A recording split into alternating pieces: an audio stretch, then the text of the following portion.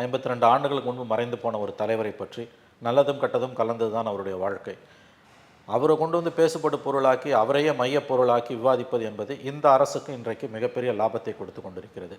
ஒரு கட்டத்தில் அண்ணாமலையும் கவர்னர் ரவியும் செய்த வேலையை இன்னைக்கு சீமான் செய்கிறார் என்று தான் நான் பார்க்கிறேன். பெரியார் குறித்த விவாதம் நடக்கட்டும், ஆனால் அதை ஒற்றை அஜெண்டாவாக கொண்டு தமிழக அரசியலில் சீமான் செயல்படுவது என்பதும், சீமானுக்கு எதிராக கச்சை கட்டி கொண்டு பெரியார் ஆதரவாளர்கள் களத்தில் இறங்குவது என்பதும் நிச்சயமாக இது திமுக அரசுக்குத்தான் லாபமாக முடியும். அண்ணாமலையும் ஆளுநர் ரவியும் எப்படி திமுக அரசு மக்கள் பிரச்சனைகளிலிருந்து தப்புவதற்கு தொடர்ச்சியாக உதவி கொண்டிருக்கிறார்களோ அதே போன்ற காரியத்தை இன்றைக்கு சீமானும் செய்ய ஆரம்பித்திருக்கிறார் என்றுதான் அஞ்ச தோன்றுகிறது. திராவிட மாடல் என்று சொல்லிக்கொண்டு பிஆர் எக்ஸசைஸ் மூலமாகவே வண்டியை ஓட்டிகிட்டு இருக்குது.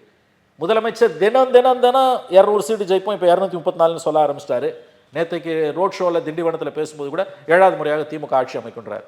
அதுவா சார் இன்னைக்கு பிரச்சனை? மக்கள் பிரச்சனை இவ்வளோ இருக்குல்ல, நீங்கள் என்ன சாதிச்சிங்க? உங்கள் வாக்குறுதிகளில் நீங்கள் நிறைவேற்றினது எவ்வளோ, நிறைவேற்றாதது எவ்வளோ? பிரபாகரன் சட்டத்தின் பார்வையில் ஒரு முன்னாள் பிரதமர் மற்றும் 15 பேர் படுகொலை செய்யப்பட்ட ஒரு பயங்கரவாத நடவடிக்கையில் பிரகடனப்படுத்தப்பட்ட முதல் குற்றவாளி. இது சட்டத்தின் நிலைப்பாடு. Is a proclaimed offender in the case involved the killing of former Prime Minister Rajiv Gandhi and 15 others 34 years back. ஒரு தடை செய்யப்பட்ட இயக்கத்தோட தலைவரை இந்த தேசத்தோட ஒரு முக்கியமான சமூக சீர்திருத்தவாதி கொண்டு எதிராக கொண்டு வந்து நிறுத்தி பேசுற என்னங்க இதெல்லாம்? எனக்கு அவர் பிரபாகரனை பார்த்தாதான் பார்க்கல, அதுவே அபத்தமான வாதன்றேன். இப்போ ஒரு ஒயிட் பேப்பர் கொடுங்களேன், மக்கள் கம்பேர் பண்ணி. நீ தானே சொல்கிற நிதி நிலைமை கட்டுப்பாட்டுக்குள்ளே இருக்குது, ஃபைனான்ஸ் கமிஷன் சொன்ன விதிமுறைக்கு உட்பட்டு தான் கடன் வாங்குறோன்னு சொல்கிறீங்கல்ல, நல்லது, ஒயிட் பேப்பராக வைங்க. அவங்க ஆட்சியில் வச்சிங்கல்ல, உங்கள் ஆட்சிக்கு வைங்க, நீங்களே வைங்களேன். வெள்ளை அறிக்கையோடு ஆரம்பித்த அரசு வெள்ளை அறிக்கையோடு முடியட்டும் இந்த டேர்ம்.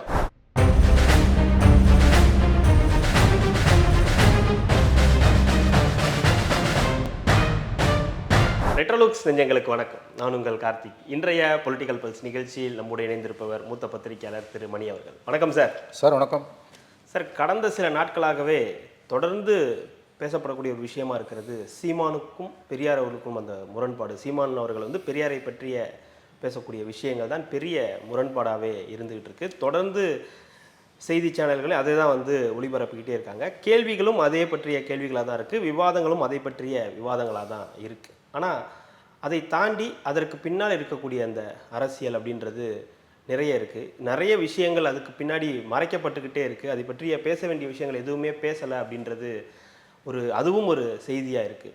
இது எப்படி பார்க்குறீங்க?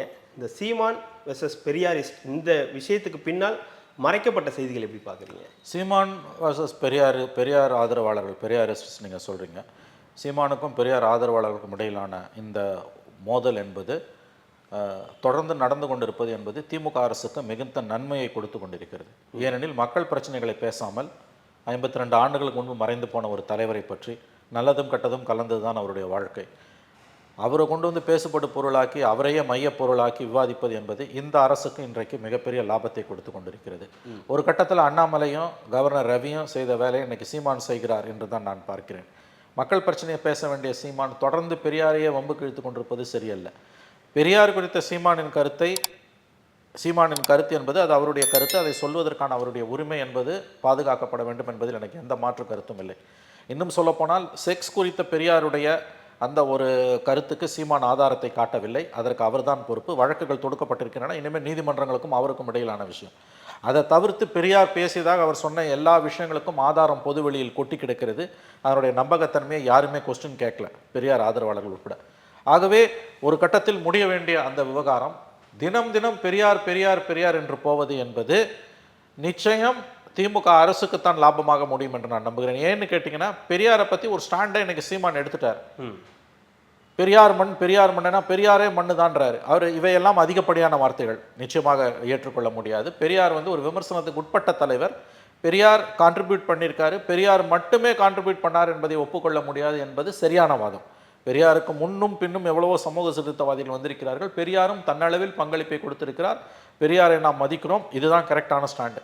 பெரியாரை சர்வரோக நிவாரணியாக பார்ப்பதும் தவறு, பெரியாரை காலின் கீழ் போட்டு மிதிப்பதும் தவறு.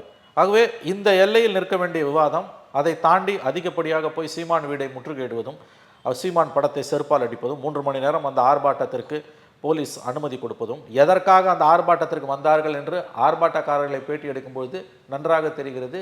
இது கூவுவதற்காக அழைத்து வரப்பட்ட கூட்டம் என்று. எதுக்கு கூட்டு வந்தாங்கன்னே தெரியல அப்படின்னு ஓப்பனாகவே சொல்கிறாங்க. ஸோ கொடுக்க வேண்டியதை கொடுத்து கூட்டி வந்திருக்கிறார்கள். ஒரு 800 சொச்சம் பேர் வந்தாங்கன்றது. இதற்கு பதிலடியாக சீமான் ஈரோடு இடைத்தேர்தலில் போய் பிரச்சாரத்தில் தினமும் பெரியாரை பேசி கொண்டிருக்கிறார். இது தவிர்க்கப்பட்டிருக்க வேண்டும் என்பது என்னுடைய கருத்து. ஆகவே நான் சொல்வதை நீங்கள் சற்று உன்னிப்பாக கவனிக்க வேண்டும். ஏன்னா சிலர் என்ன பின்னூட்டங்கள் எழுதுகிறாங்க, நான் மாறி மாறி பேசுகிறேன், ஒவ்வொரு சேனலில் ஒவ்வொரு மாதிரி பேசுகிறேன்றாங்க. கிடையவே கிடையாது. நான் தெளிவாக சொல்லுகிறேன். பெரியார் குறித்த சீமானின் கருத்து அவருடைய சொந்த கருத்து. அதை சொல்வதற்கு அவருக்கு எல்லா உரிமையும் இருக்கிறது. வழக்குகள் தொடுக்கப்பட்டிருக்கின்றன. அவருக்கும் நீதிமன்றங்களுக்கும் இடையிலான விஷயம் அந்த செக்ஸ் குறித்த கருத்து. மற்ற விஷயங்களில் பெரியார் குறித்து சீமான் சொன்னது எல்லாமே பொது வழியில் இருப்பது தான், விவாதத்திற்கு உட்பட வேண்டியது தான். பெரியார் குறித்த விவாதம் நடக்கட்டும். ஆனால் அதை ஒற்றை அஜெண்டாவாக கொண்டு தமிழக அரசியலில் சீமான் செயல்படுவது என்பதும், சீமானுக்கு எதிராக கச்சை கட்டி கொண்டு பெரியார் ஆதரவாளர்கள் களத்தில் இறங்குவது என்பதும் நிச்சயமாக இது திமுக அரசுக்குத்தான் லாபமாக முடியும். இந்த அரசு பல முனைகளில் இன்று தோற்று நின்று கொண்டிருக்கிறது. மக்கள் பிரச்சனைகள் நிரம்ப இருக்கின்றன. அதை பேசாம சீமான் அவர்கள் அதை விரும்புறாரு. அது அவரை தான் கேட்கணும். அது விளம்பரம் அப்படின்றது தினம் தினம் நடக்கக்கூடிய இந்த விளம்பரம் அவருக்கு கிடைக்குது. அவர் அந்த விளம்பரத்தை அவர் விரும்புகிறார் என்று தான் நான் ஐயப்படுகிறேன். நல்லா கவனிங்க. கவர்னர் வருஷம் ஒரு கூத்து பண்ணுவார். வள்ளுவர் தினத்தன்று மாட்டுப்பொங்கல் அன்னைக்கு, திருவள்ளுவர் தினம் இல்லையா, திருவள்ளுவர் தினம் அன்னைக்கு காவி உடை போட்டுருவார். உடனே எல்லா தொலைக்காட்சியும் இது விவாதம் நடக்கும். வருஷம் நடக்கிறது. தீபாவளி பொங்கல் மாதிரி இது வருஷம் நடக்கிறது. கவர்னர் காவி உடை போட்டு உட்கார வைப்பார் வள்ளுவருக்கு. சாயங்காலம் 6 பேர் டிவியில் உட்காந்துன்னு 4 பேர் வந்து கவர்னரை திட்டுவோம். ஆங்கரும் சேர்ந்துப்பார். 5:1 or 4:2 இருக்கும். பேசுகிறதே தான் பேசுவாங்க. அதை வச்சு ஒரு 4 நாள் வண்டி ஓடும். அப்புறம் திடீர்னு கவர்னர் வந்து தமிழ்நாட்டில் வந்து தலித்துகளுக்கு எதிரான கொடுமைகள் அதிகமாகிடுச்சுன்னு உடனே கவர்னரை வந்து எவ்வளோ தூரம் வந்து வசைப்பாட முடியுமோ அந்த அளவுக்கு வசைப்பாடுவாங்க. அப்புறம் அண்ணாமலை திடீர்னு தானே சவுக்கால் அடிச்சுப்பார். உடனே அண்ணா யூனிவர்சிட்டி இஷ்யூ கீழே போய் அண்ணாமலை செருப்பு சவுக்கால் அடிச்சுக்கிட்டது சரியா தப்பான விவாதம் நீளும். ஸோ அண்ணாமலையும் ஆளுநர் ரவியும் எப்படி திமுக அரசு மக்கள் பிரச்சனைகளிலிருந்து தப்புவதற்கு தொடர்ச்சியாக உதவி கொண்டிருக்கிறார்களோ அதே போன்ற காரியத்தை இன்றைக்கு சீமானும் செய்ய ஆரம்பித்திருக்கிறார் என்றுதான் அஞ்ச தோன்றுகிறது. நீங்க சொல்றது ஒரு ஃபார்மேட் சார். அண்ணாமலை அவர்களும் ஆளுநர் அவர்களும் வருஷம் செய்யக்கூடிய விஷயம். ஆமா. ஆனா வருஷம் இல்ல, அடிக்கடி செய்யக்கூடியது. ஆமா, ஆளுநர் வருடம் செய்யக்கூடிய விஷயம். அப்பப்போ இதெல்லாம் பேசுவார். ஆனா சீமானுக்கு இது தெரியும் இல்லையா? இது நம்ம வந்து ஒரு இஷ்யூ பேஸ்டு பாலிடிக்ஸ் தான் பண்ணிட்டு இருக்கோன்றது அவருக்கு தெரியும் இல்லையா? அதுதான் நான் கேட்குறேன். எனக்கு இது ஆச்சரியமா இருக்குன்றேன். பெரியார் குறித்து அவர் பேசியதை அவருக்கு அதுக்கு வந்த எதிர்வினை, அதுக்கு பிறகு அது கடந்து போயிருக்கணும். பாலிடிக்ஸ்ன்றது ஒன் அஜெண்டா இஷ்யூ கிடையாது, ஒன் அஜெண்டா ஃபீல்டு கிடையாது. பெரியார் குறித்து உங்களுக்கு ஒரு பார்வை இருக்கும், எனக்கு ஒரு பார்வை இருக்கும். பெரியார் ஒன்றும் புனித பசு கிடையாது. இதை பெரியார் ஆதரவாளர்களை ஒப்புக்கொள்கிறார்கள். பெரியார் என்று உயிரோடு இருந்தால் சீமானுக்கு எதிரான ஆர்ப்பாட்டங்களை அவர் ஊக்குவிக்க மாட்டார். மாறாக தனக்கு எதிராக வரக்கூடிய விமர்சனங்களை அவர் ரசிப்பார். தனக்கு மேலே செருப்பு 2 செருப்பு, ஒரு செருப்பு வந்து விழுந்தப்போ இன்னொரு செருப்பு போய் எடுத்துகிட்டு வான்னு சொன்னவர் அவர். அதை எடுத்துகிட்டு வந்த செருப்பை ஏலம் விட்டவர். அவர் காலத்தில் வாழ்ந்த மிகச்சிறந்த ஒதுக்கி தள்ள முடியாத சமூக சீர்திருத்தவாதிகள் ஒருவர். ஆனால் அவர் முரண்பாடுகளின் முட்டையாகத்தான் இருந்தார். நல்லது கெட்டது ரெண்டுமே கலந்தது தான் பெரியார். பெரியாரை நீங்கள் கடவுள் லெவலுக்கு தூக்கி வச்சு கொண்டாடவும் வேணாம், காலு கீழே போட்டு மிதிக்கவும் வேணாம். பெரியார் சர்வரோக நிவாரணியும் கிடையாது. ஏற்றுக்கொள்வதை ஏற்றுக்கொண்டு விட்டு விடுவதை விட்டு விடுங்கள், அவ்வளோதான். பெரியாரை போய் கொண்டு வந்து நீங்கள் வந்து இந்த கவர்மெண்ட் பண்ண வேலை, 2021 ஸ்டாலின் கவர்மெண்ட் பண்ண வேலை, சர்வரோக நிவாரணியாக பெரியாரை கொண்டு வந்து வச்சதோட விளைவாக தான் இன்னைக்கு சீமான் பேசுவதற்கு பொது வெளியில் கிடைக்கக்கூடிய வரவேற்பை நாம் பார்க்க வேண்டும். சமூக வலைதளங்களில் சீமான் பேசுவதற்கு கிடைக்கக்கூடிய வரவேற்பு என்பது கலைஞர் காலத்தில் இல்லாத அளவுக்கு ஸ்டாலின் காலத்தில் பெரியாரை பேசியதோட விளைவு இது. வந்த உடனே திராவிடியன் ஸ்டாக்கினர் பெரியார் பெரியார் பெரியார்னு சொல்லிட்டு அதற்கு நேர் எதிராக அரசு செயல்பட ஆரம்பித்தது. முதலமைச்சரின் குடும்ப உறுப்பினர்கள் கோயில்களுக்கு போக ஆரம்பித்தார்கள். அது அவங்க உரிமை, யாரும் கொஸ்டின் பண்ணல. ஆனால் ஒரு பக்கம் பெரியாருன்னு சொல்லிக்கிட்டு இன்னொரு பக்கம் இவர்கள் குடும்ப உறுப்பினர்கள் கோயிலுக்கு போவதற்கு கிடைக்கக்கூடிய ஊடக வெளிச்சம். நம்பர் 1, முருகர் மாநாடு நடத்திட்டு முதலமைச்சரும் துணை முதலமைச்சரும் அந்த மாநாட்டு மலரை பிடித்து கொண்டு நிற்பது அப்பட்டமா மதத்தை அரசியலில் கலந்த நிகழ்வு. எங்களுடைய கட்சியில் 90% இந்துக்கள் தான் என்று முதலமைச்சரே பேட்டி கொடுத்தது ஆனந்த விகடனுக்கு தேர்தல் காலத்தில். வேலை கையில் பிடித்து கொண்டு நின்னது. ஆகவே பேச்சு ஒன்றும் செயல் ஒன்றுமாக இருக்கக்கூடிய ஒரு அரசு என்னும் பொழுது பெரியார் கடுமையான விமர்சனத்திற்கு சீமான் போன்ற தலைவர்களால் பேசப்படும் பொழுது பெரியாருக்கு எதிரான கருத்துக்களும் வர ஆரம்பிக்கின்றன. ஆனால் இது ஒரு எல்லை மீறி போவதும், தினம் பெரியாரையும் பெரியாருக்கு எதிரான விமர்சனங்களையும், தினம் பெரியாரை தூஷிப்பதும், பெரியார் ஆதரித்து ஒரு கோஷ்டி பேசுகிறோம், இது ரெண்டுமே அபத்தமானது, தவறானது, இன்றைய காலகட்டத்துக்கு தேவையில்லாது. நான் மறுபடியும் சொல்கிறேன், கவர்னரும் அண்ணாமலையும் செய்கிறத சீமானும் செய்கிறாரோ என்று தான் அஞ்ச தோன்றுகிறது. இது எப்படி கவர்னரும் அண்ணாமலையும் ஸ்டாலின் கவர்மெண்ட்டை காப்பாற்றுறாங்களோ இன்னைக்கு சீமானும் ஸ்டாலின் கவர்மெண்ட்டை காப்பாற்றி கொண்டிருக்கிறார். மக்கள் பிரச்சனைகளிலிருந்து பேசுவதற்கு வேங்க வேலை பற்றி பேச வேண்டிய 3 நாட்களாக இன்னைக்கு சீமானை பற்றி பேசுகிறாங்க. சீமான் பேசுனது சரியா தப்பா, சீமான் அப்படி சொல்லிட்டாரு, சீமான் இப்படி சொல்லிட்டாருன்னு. இல்லை, இப்போ அந்த அஜெண்டா திமுகவுக்கு சாதகமாக அவர் பண்ணுறாரா இல்லை பாஜகவுக்கு சாதகமாக அவர் பண்ணுறாரான்ற கேள்வி. நான் என்ன சொல்கிறேன், அவர் தெரிஞ்சு பண்ணுறாரா தெரியாமல் பண்ணுறாரா, அது கான்ஸ்பிரசி தெரியா, அதுக்குள்ளே நான் போக விரும்பல. என்கிட்ட தரவுகள் இல்லை. நம்ம வந்து ஐடியாவை தான் சொல்ல முடியும். பலன் யாருக்குன்னு நான் சொல்கிறேன். இந்த மாதிரி இஷ்யூஸ் வரும்போது பத்திரிகையாளர்களாக, அரசியல் பார்வையாளர்களாக நாம் கவனிக்க வேண்டியது என்னன்னு கேட்டிங்கன்னா, இந்த மாதிரியான ஒரு கான்ட்ரோவர்ஷியல் இஷ்யூ தொடர்ந்து வருதுன்னா அதோட பெனிஃபிட் யாருக்குன்னு பார்க்கணும். இன்றைய அரசு தன்னுடைய தவறுகளிலிருந்து தப்பித்துக் கொள்வதற்கு பல பிரச்சனைகள் இருக்குது. இன்றைக்கி அரசு ஊழியர்கள் கடுமையாக போராடிட்டு இருக்காங்க. அரசு கல்விக்கூடங்களில் பெரிய பிரச்சனை இருக்குது. பகுதி நேர விரிவுரையாளர்கள் மாநிலம் முழுவதும் கடந்த 10 நாட்களாக உள்ளிருப்பு போராட்டத்தை மேற்கொண்டிருக்கிறார்கள். கிட்டத்தட்ட ஒரு 7000 8000க்கும் மேற்பட்ட விரிவுரையாளர்கள். அவங்க தான் மாலை நேர கல்லூரிகளை முழுவதுமாக நிர்வகிக்கிறாங்க. இத்தனைக்கும் வந்து ஃபுல் டைம் ப்ரொஃபஸர்ஸ் லெக்சரர்ஸை விட இவங்க ஹைலி குவாலிஃபைடு. ஆனால் இவங்களுக்கு வேலை கிடைக்கல. 10,000 ரூபாய் சம்பளத்தில் வேலை செய்கிறாங்க 10 வருஷமாக. 15,000 ரூபாய் சம்பளத்தில் வேலை செய்கிறான். இத்தனைக்கும் இவங்களுக்கு அடிப்படை ஊதியம் 50,000 ரூபாய் கொடுக்கணும்னு மெட்ராஸ் ஹைகோர்ட் ஆர்டர் பண்ணியிருக்கு. யூஜிசியும் சொல்லியிருக்கு. இந்த கவர்மெண்ட் அதை காதிலேயே போட்டுக்கல. கிட்டத்தட்ட ஒரு 7,500லேருந்து 8,000 பேர் வரைக்கும் சப்ஜெக்ட் டு கரெக்ஷன். ஒரு 8,000 ரஃப்லி வச்சுக்கோங்க. ஒரு 8,000 பகுதி நேர விரிவுரையாளர்கள் எல்லாம் எம்ஃபில் பிஹெச்டி முடித்தவங்க அரசு கல்லூரிகளில் வந்து கடந்த 10 நாட்களாக வந்து 24 ஹவர் ப்ரொட்டஸ்ட்டில் இருக்காங்க. இந்த மாதிரி நிறைய பிரச்சனைகள். நான் சொல்கிறது ஒரு பானை சோத்துக்கு ஒரு சோறு பதம். அதே மாதிரி வேங்கவயல் இன்சிடென்ட். அந்த ஒரு பாய் ஒரு முஸ்லீம் அதில் இதுதான் கேட்குறேன்.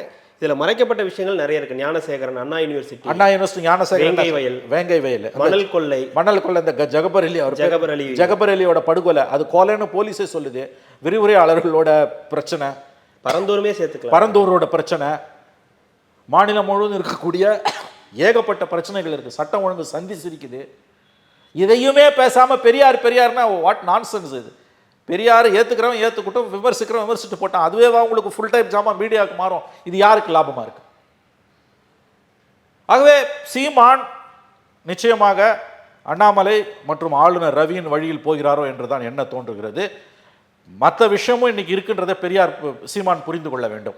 பெரியார் இன்னொரு விஷயங்க, நீங்கள் என்ன தான் சொன்னீங்கனாலும் இந்திய மரபு என்பது, இன்னும் தமிழர் மரபு என்பது இறந்து போனவர்கள் தெய்வத்துக்கு சமம். அதாவது அவர்கள் வந்து ஒரு புனிதர்களாக தான் கருதப்படுவாங்க. அதுவும் 50 ஆண்டுகளுக்கு முன்பு மறைந்து போன தலைவர்களை பற்றி பேசும்போது கூடுதல் எச்சரிக்கை தேவை. அது அதிகப்படியாக அது யாராக இருந்தாலும், மகாத்மா காந்தியாக இருந்தாலும், ஜவஹர்லால் நேரு இருந்தாலும், சாவர்கராக இருந்தாலும், மறுபடியும் சொல்லுகிறேன், அவர்களை பற்றி பேசும்போது கூடுதல் எச்சரிக்கை தேவை. ஆவரேஜ் இந்திய மனிதன், ஒரு இந்திய மனம், ஒரு தமிழன் அதை ஏற்றுக்கொள்ள மாட்டான் நீங்கள் அவதூறாக தொடர்ந்து பேசுவதை. ஆகவே சீமான் இதை மறுபரிசீலனை செய்ய வேண்டும். இது நல்லது கிடையாது. தொடர்ந்து இப்படியே பேசிக்கொண்டிருப்பது. இது வரைக்கும் பேசினார், ஃபைன். இதுவே ஒன் டைம் அஜெண்டாவாக ஒரு பொலிட்டிக்கல் பார்ட்டிக்கு மாறக்கூடாதுங்க. அது யாருக்கு லாபமாகுது?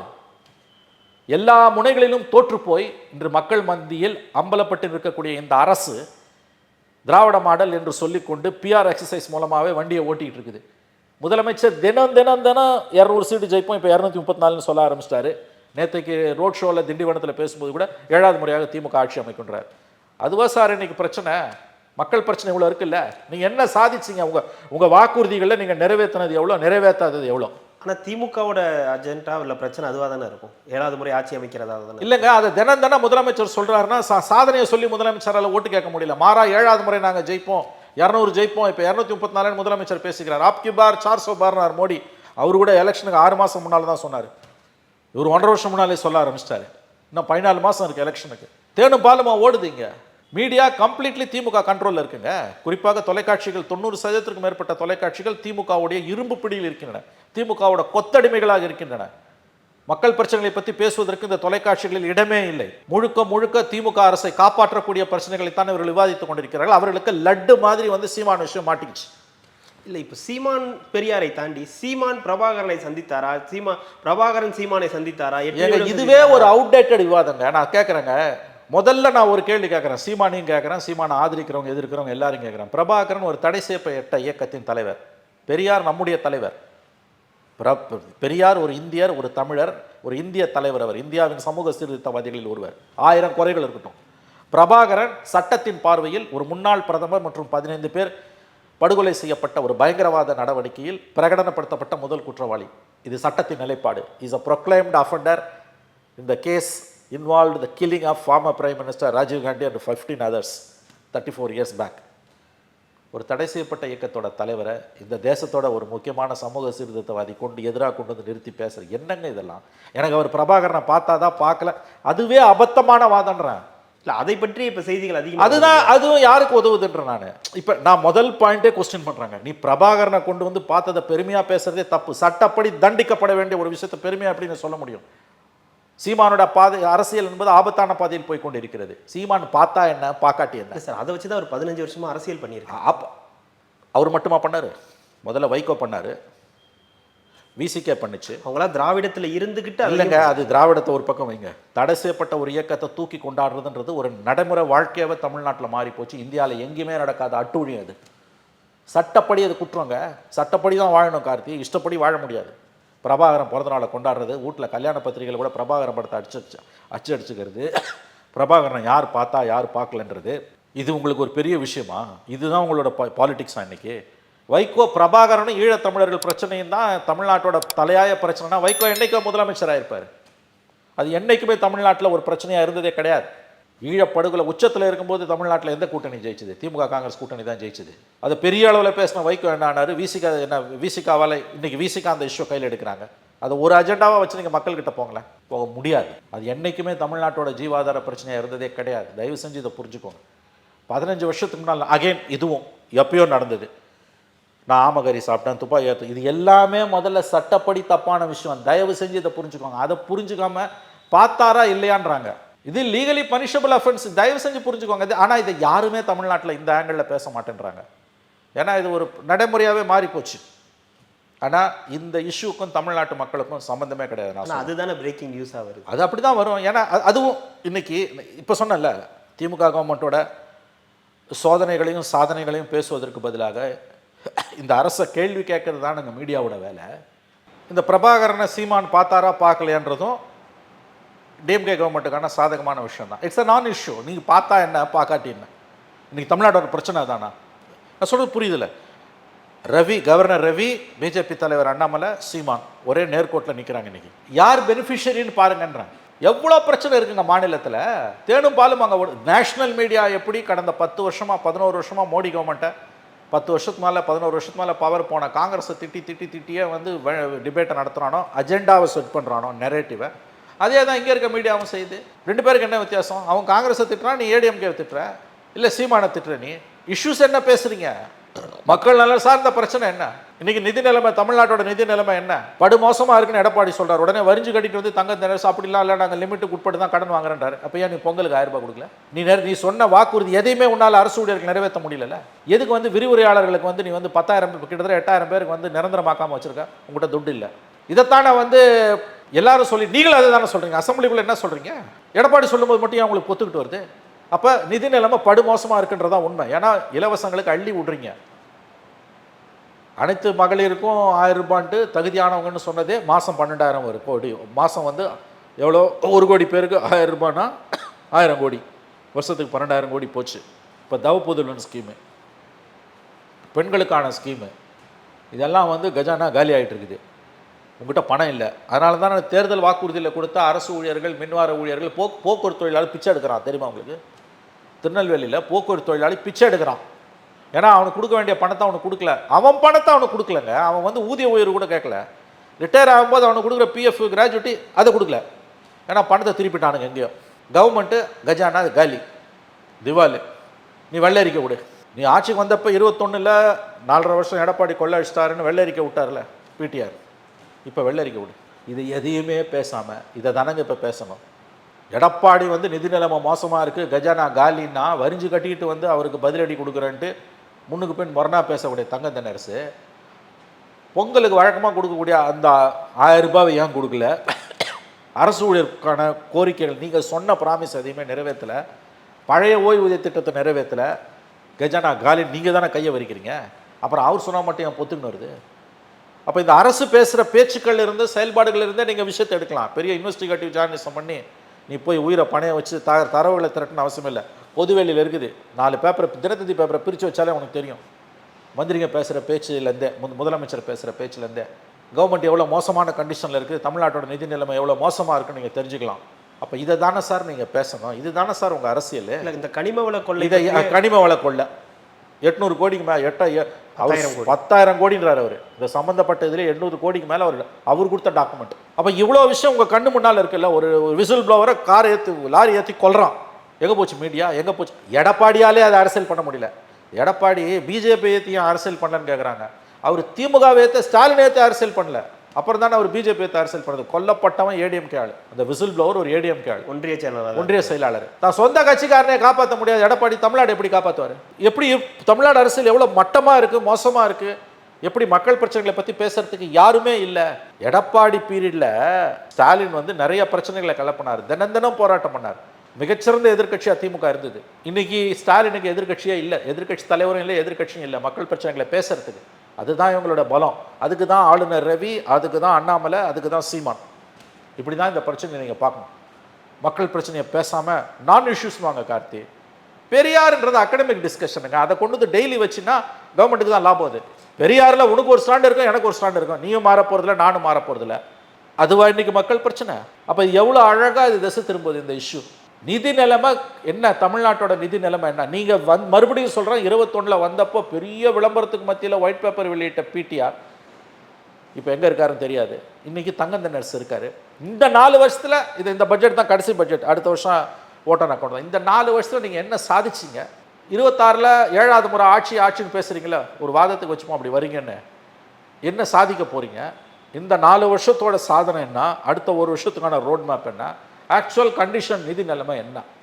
இப்போ ஒரு ஒயிட் பேப்பர் கொடுங்களேன், மக்கள் கம்பேர் பண்ணி. நீ தானே சொல்கிற நிதி நிலைமை வந்து கட்டுப்பாட்டுக்குள்ளே இருக்குது, ஃபைனான்ஸ் கமிஷன் சொன்ன விதிமுறைக்கு உட்பட்டு தான் கடன் வாங்குறோன்னு சொல்கிறீங்கல்ல, நல்லது, ஒயிட் பேப்பராக வைங்க.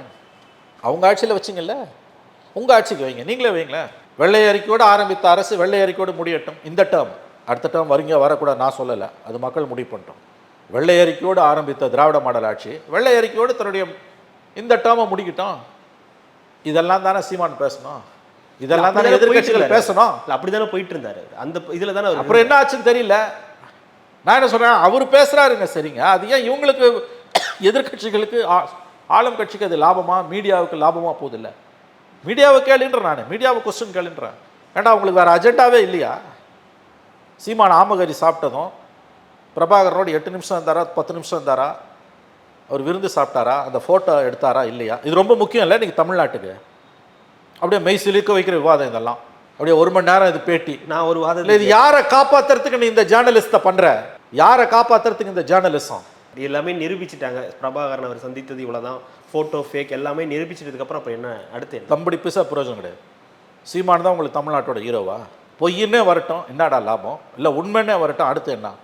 மக்களுக்கு என்ன லாபம்? தயவு செஞ்சு அதை பேச. இதை தானே மீடியா பேசணும். எதுக்கு சீமான் பின்னாலேயே போய் சுற்றின்னு இருக்க? உடனே பிரபாகரன் வந்துட்டார் உள்ள. தடை செய்யப்பட்ட ஒரு இயக்கத்தோட தலைவரை பற்றி நீ பேசிகிட்டு இருக்க, மறந்துடாத. இதில் பெருமைப்படுறதுக்கு இந்த மீடியாவுக்கு எதுவுமே இல்லை. 1 மணி நேரம் பேட்டி எடுத்துட்டா வெட்கப்பட வேண்டிய விஷயம். It's a shameless journalism. இது யாரை காப்பாற்றுறதுக்கு நீ இந்த ஜேர்னலிசம் பண்ணுற? மக்களுக்கு அதுக்கு என்ன சம்பந்தம்? பிரபாகரனை சீமான் பார்த்தா என்ன, பார்க்காட்டி என்ன? மக்களுக்கும் இன்றைய பிரச்சனைகளுக்கும் என்ன சம்பந்தம்? தம்படி பைசா பிரயோஜனம்டா. இந்த பிரச்சனைகளை தீர்க்கறதுக்கு எந்த விதத்தில் உதவுமா? மக்கள் பிரச்சனைகளை பற்றி பேசுகிறது தானேங்க மீடியாவோட கடமை. ஆட்சியாளர்களை கூண்டில் ஏற்றி கேள்வி கேட்கறது தானேங்க மீடியாவோட கடமை. உன் தொழில் தர்மம் அது தானேங்க. அது நீ செஞ்சியா? காப்பாற்றுறல்ல. நீ தெரிஞ்சு பண்ணுறியா தெரியாமல் பண்ணுறியான்னு தெரியாது. ஆனால் நீ பண்ணுறது யாருக்கு லாபமாக இருக்குது? இந்த ஜேர்னலிஸ்ட்டில் உனக்கு பெருமையா? இதைத்தானே ஆர்னாப் கோஸ்வாமி பண்ணுறாரு, இதைத்தானே டெல்லி மீடியா பண்ணுது. நான் இஷ்யூஸ் எடுக்கிறது, கம்ப்ளீட்டாக நான் இஷ்யூஸ் எடுக்கிறது. 2002 கோத்ரா ரயில் இடிக்கப்பட்ட பொழுது நான் எப்படி உணர்ந்தேன்? மோடி பேசுவார் எப்போ? 25 வருஷம் பொறுத்து. அது எப்படி ஆபத்தமானதோ, அது எப்படி மக்கள் விரோதமானதோ, அதுதான் சீமான் பிரபாகரனை பார்த்தாரா பார்க்கலையான்ற 1 மணி நேரம் பேட்டியும். 2 பேரும் ஒன்று தான். அப்போ மோடி வழி ஸ்டாலின் வழி ரெண்டும் ஒன்று தான். மீடியாவும் வந்து மோடி கவர்மெண்ட்டில் அதுவும் கோடி மீடியா, இதுவும் கோடி மீடியா. கோடி மீடியானா மடியில் உட்காந்துருக்க மீடியா, ஆட்சியாளர்களுக்கு வாலாட்டுகிற மீடியா, சேவகம் செய்கிற மீடியா, காலடியில் உட்கார்ந்து ஊழியம் பார்க்குற மீடியா. அதைத்தான் செஞ்சுட்டு இருக்காங்க. இல்லை, இது இப்படி எடுத்துக்கலாமா சார்? அவங்க அந்த டிபேட் ஒரு பக்கம் இருந்தாலும் இந்த பிரச்சனைகளையும் பேசலாம் அப்படின்ற ஒரு. எந்த பிரச்சனைகளையும்? மக்கள் பிரச்சனைகளை, இந்த வேங்கை வேலா இருக்கட்டும், மக்கள் பிரச்சனை நீ பேசினா இது ஓரத்தில் ஊர்கா மாதிரி கிடக்கும். நீ எதை பேசுகிற? உன்னுடைய டிபேட், உன்னுடைய பொது விவாத தளத்திலேருந்தே இது கீழே போயிடுச்சுல்ல. வேங்கவேல் மட்டும் ஒரு இஷ்யூ இல்லை, வேங்கவேல் முக்கியமான இஷ்யூ. வேங்கவேலுக்கு இடையே இப்போ நான் சொன்னல மக்கள் சார்ந்த பிரச்சனைகள், அரசு ஊழியர்கள், விரிவுரையாளர்கள், மின்வாரிய ஊழியர்கள், பிச்சை எடுக்கக்கூடிய போக்குவரத்து தொழிலாளர்கள், நாளுக்கு நாள் சந்தி சிரிக்கக்கூடிய சட்டம் ஒழுங்கு, வெளிப்படையாக பட்ட பகலில் வந்து லாரி ஏற்றி ஒரு விசில் ப்ளோவரை கொலை பண்ணுறான். அந்த கட்சியை அதை பேசலை. அதுதான் மற்றவனு விடுங்க. எடப்பாடி பழனிசாமி தான் அது பெரிய அளவில் மாநிலம் தழுவிய அளவில் அதை எடுத்துருக்கணுமா இல்லையா? ஒரு அறப்போர் இயக்கம் செய்வாங்க. அதை ஒரு சிறிய கட்டமைப்பு வச்சிருக்க அறப்போர் இயக்கம் செய்யக்கூடியதை 20% வாக்குகளை வைத்திருக்கக்கூடிய ஒரு கட்சி, தமிழ்நாட்டை 30 வருஷம் ஆண்ட கட்சி, ஏன் அவங்களால செய்ய முடியல? அப்போ இது யாருக்கு லாபமாக போகுது? கனிம வள கொள்ளைன்றது எவ்வளோ பெரிய விஷயங்க. பிஜேபி உள்ளே வந்துடும், பிஜேபி உள்ளே வந்துடும், பிஜேபி உள்ளே வந்துடும் சொல்லிட்டு இங்கே நடக்கக்கூடிய இவ்வளோ அட்டூழியத்தையும் நீ கண்டு காணாமல் போடுறீங்கன்னா இது யாருக்கான அரசு? அப்போ இந்த சீமானோட இந்த அரசியல் யாருக்கு லாபமாக இருக்குது? தெரிந்தோ தெரியாமலோ சீமான் திமுக அரசை காப்பாற்றி கொண்டிருக்கிறார். சொன்னார் பெரியாரை பற்றி ஒரு தடவை 2 தடவை, அதோடு நிறுத்திட்டு அடுத்த கட்டத்துக்கு அவர் போயிருக்கணும். தன்னுடைய அரசியலை ஒன் அஜெண்டா பாலிடிக்ஸாக மாற்றினார்னா அவர் மக்கள் மன்றத்தில் தோற்கடிக்கப்படுவார், விலக்கப்படுவார். தூண்டுறாங்களா அவர் இந்த மாதிரியான பதில்களுக்கு? அது எனக்கு தெரியாதுங்க. தூண்டுனா அவருக்கு எங்கே போச்சுங்க? அவர் நல்ல விவரம் தெரிந்தவர் தானேங்க. தூண்டுவாங்க, எவன் வேணா தூண்டட்டும். உங்களுக்கு எங்கே போச்சு? உங்களுக்கு பகுத்தறியக்கூடிய தன்மை இல்லை. நீங்கள் ஒரு பொலிட்டிக்கல் பார்ட்டியை ரன் பண்ணுறீங்க சார். 8% வாக்குகளில் ஒரு பொலிட்டிக்கல் பார்ட்டி, அங்கீகரிக்கப்பட்ட கட்சி சார். அங்கீகரிக்கப்பட்ட கட்சி சார். சார் நீங்கள் விசிக்கெல்லாம் கூட பார்த்தீங்கன்னா 25 வருஷம் ஆகி இன்றைக்கி அவங்களுடைய வாக்கு வங்கி என்பது லெஸ் தென் 1%. பாமக இவரோட சீனியர், அவரோட வாக்கு வங்கி ஜஸ்ட் 4-5%, அவ்வளோதான். 8% வாக்கு வங்கியை வைத்திருக்கக்கூடிய ஒரு நபர் எவ்வளோ பொறுப்பாக நடந்துக்கணும்?